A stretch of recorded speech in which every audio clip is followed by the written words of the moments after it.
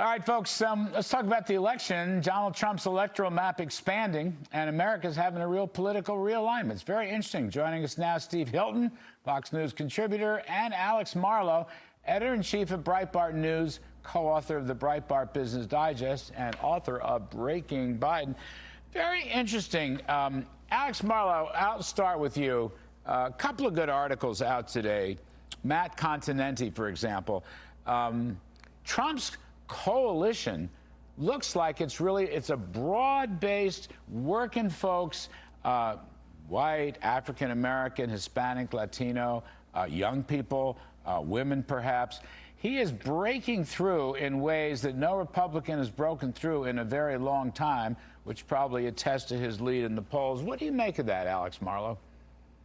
Yeah, it seems like Biden's policies, particularly with regards to the economy and the Biden inflation, as well as the open border, it just seems like this is finally resonating with a lot of these groups, these coalitions that Joe Biden has been had working on his behalf for his entire career. Suburban women, Latino voters, black voters, all of them, they can't be lied to anymore. They're seeing what's happening in this country at this moment, and the polling is backing it up. Larry, if you look at the polls, there's no doubt about it. Donald Trump is polling better than any Republican candidate in decades. That's a major thing right now, and you got to bet the Democrats are scared. You know, Steve Hilton, what do you? This could be a tectonic change. Okay, the yes. FDR Democratic coalition is breaking up. All right, before our eyes. Joe Biden doesn't know what to do with it. I think so much of it is because working folks are losing money after prices and taxes under Biden, whereas they made a lot of money under Trump. Now, there's other stuff here, the border and crime and various woke social policies, but that's got to be at the heart of it, Steve Hilton, which makes me think, based on economic grounds, this coalition from Trump's forming is for real and will stick around. Yeah, I agree with you. I think that's exactly right. But there's even more to it than that. I mean, look, a few years back, just around when Donald Trump was emerging as a leading figure in American politics, I used to speak about the potential for the GOP to become a multiracial working class coalition and leave the Democrats as the party of the rich, white, and woke. And basically, that's what's happened.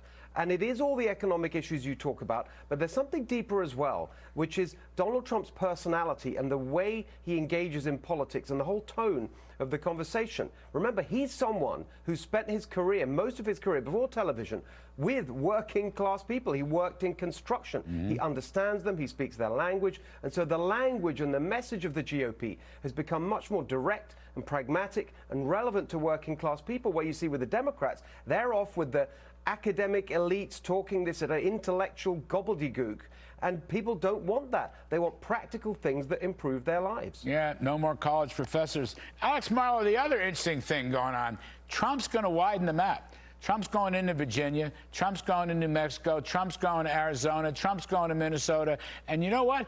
I know he's not going to win it, or maybe, I don't know. He's going to come to New York. He wants to speak at a rally in the Bronx, and he wants to speak at a rally at Madison Square Garden, Alex. Maybe we'll invite you to the rally at Madison Square Garden. You can come on set here. But Trump is widening the map. Yeah, I just spent some time with President Trump at Mar-a-Lago this week, and he's so excited about this stuff. Look, Larry, Nevada's a flip. Look at the polling in Georgia, this is all when Laken Riley's body was found on the University of Georgia campus. He's winning by about 6 points there. He's crushing it in Michigan, where Joe Biden is hemorrhaging Muslim voters. Minnesota's back in play. Wisconsin's in play. Pennsylvania's in play. It's pickup after pickup. Look at states like Virginia, where they have all these empty factories. That's not going to be a secret when people go to vote in November. And yes, Trump is focused on New Jersey and New York. I think partially as a troll. It gives him an excuse to give some speeches, but it's so fun what's happening right now. Oh, my God, I can't wait for him to speak in Madison Square Garden.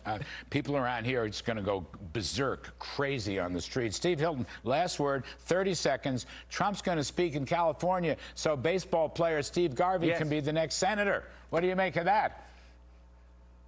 That's exactly what I was going to say, Larry. I want him here in California because I think we have a chance. Adam Schiff is so unpopular. Steve Garvey, an incredibly likable, attractive character. California wants change. Donald Trump can help cause that revolution to happen. Alex Marlow, Breitbart's Alex Marlow, and our very own Steve Hilton. Thank you, gents. Really